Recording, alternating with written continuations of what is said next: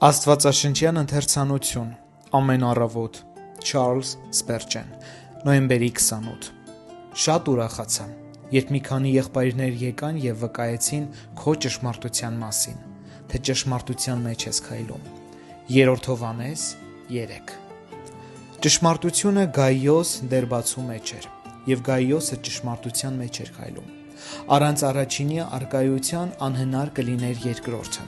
իսկ եթե անիրական է երկրորդը, ապա առաջինն ընդամենը պատրանք է։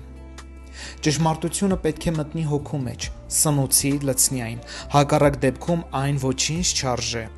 Որպես կանխադրույթ ընդունվող ուսմունքն ասե սեղանին դրված սնունդ լինի, որին ձեռք չեն տվել, որը չի կերակրել, չի կշտացրել օրգանիզմը, սակայն սրտով ընդունող ուսմունքը կերակուր է, որով մարդը սնվել է, որը յուրացնելով օրգանիզմը հագենում և ամրանում է։ Ճշմարտությունը մեզանում պետք է լինի շարժիչ ուժ, ցայտող եռանդ և իհարկե բնակություն հաստատած իրականություն, մեր գոյության բուն հիմքը։ Եթե այն իրոք մեր մեջ է, մենք նրանից չենք բաժանվի։ Կարելի է կորցնել հագուստը, զրկվել վերջույթներից, բայց կենսական անհրաժեշտության ներքին օրգանների կորուստն իր հետևից կյանքի կորուստ է բերում։ Քրիստոնյան կարող է զրկվել կյանքից, բայց նա չի հրաժարվի ճշմարտությունից։ Համաձայն բնության օրենքի, ներքինը որոշում է արտաքինը, և ինչպես լապտերի լամպիկը լույս է թափանցում ապակու միջոցով։ Նույն կերպ էլ մեզանում եղող ճշմարտության լույսը շողում է մեր ամենօրյա գործերում և արարքներում։ Ասում են որոշ թրթուրների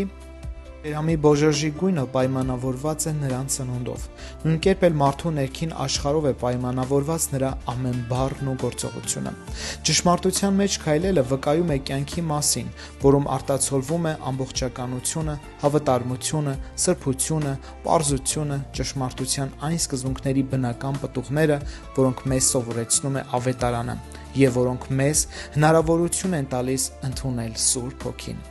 Մենք կարող ենք դատել հոգու ներքին աշխարհի մասին, ելնելով նրանցից, թե ինչպես է այն արտահայտվում մարդու կյանքում։ Ով ողորմած Հոգի, ղեկավարիր և ուղղություն տուր մեզ քո աստվածային իշխանությամբ, որ ոչ մի կեղծ ու մեղավոր բան չլինի մեր սրտերում և կործանարար ազդեցություն չունենա մեր ամենօրյա ընթացքի վրա։ Աստված օրհնի ձեզ։